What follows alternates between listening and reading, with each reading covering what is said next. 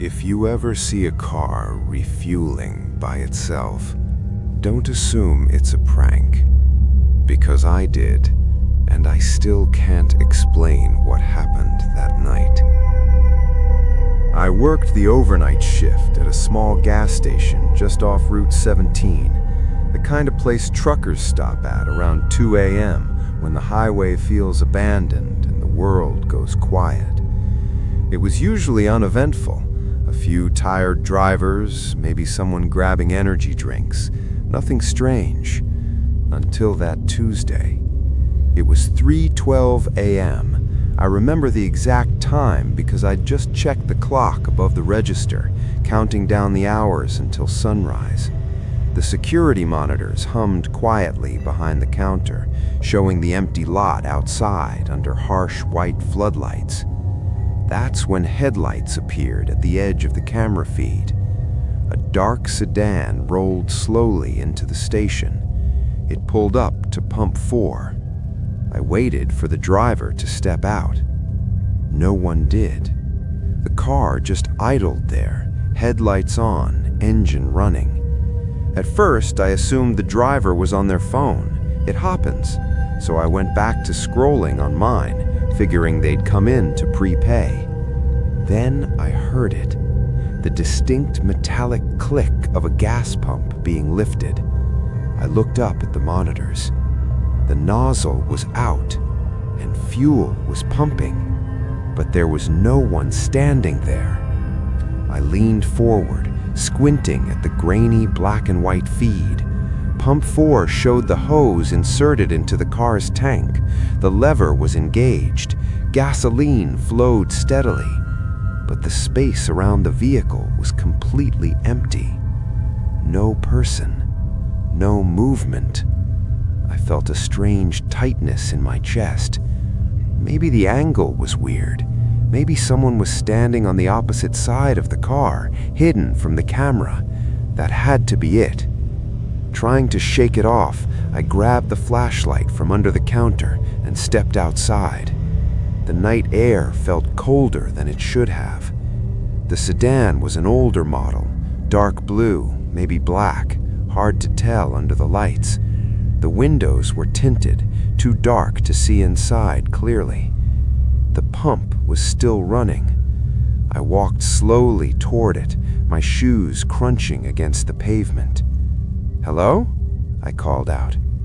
No response. I circled the car. There was no one there. No one behind it. No one crouched near the pump. No one anywhere in the lot.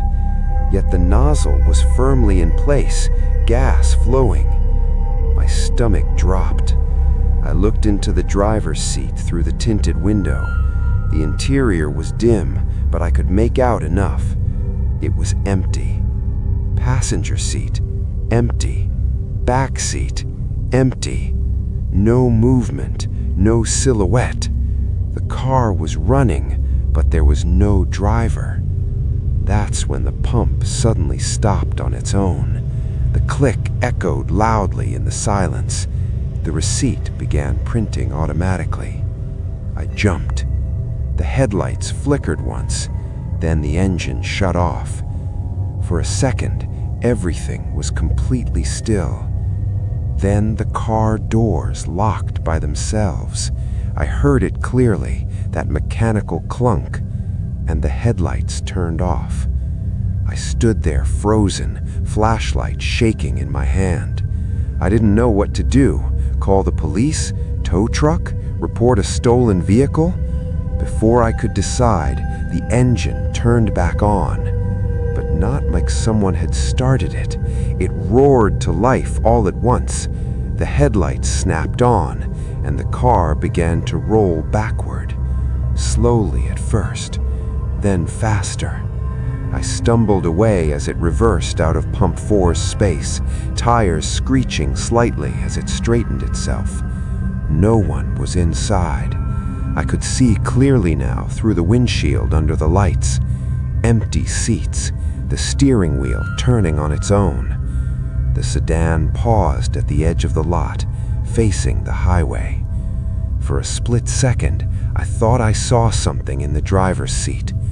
Not a person, just darkness, like a shape that absorbed the light around it. Then the car sped off onto Route 17, gone within seconds. I stood there for a long time before going back inside. When I checked the system, Pump 4 had dispensed exactly 13.7 gallons. The license plate on the security footage came back to a vehicle reported totaled in an accident 3 years earlier. Single fatality. Driver burned beyond recognition after the car caught fire. Same make, same model, same color. I quit 2 weeks later. But here's the part that still keeps me up at night. Every year, on the exact same date as that accident, at exactly 3:12 a.m., Pump 4 activates by itself. No car, no customer, just the sound of gasoline flowing into nothing. For more disturbing true stories, unexplained encounters, and late-night horror, join the channel. Subscribe at your own discretion.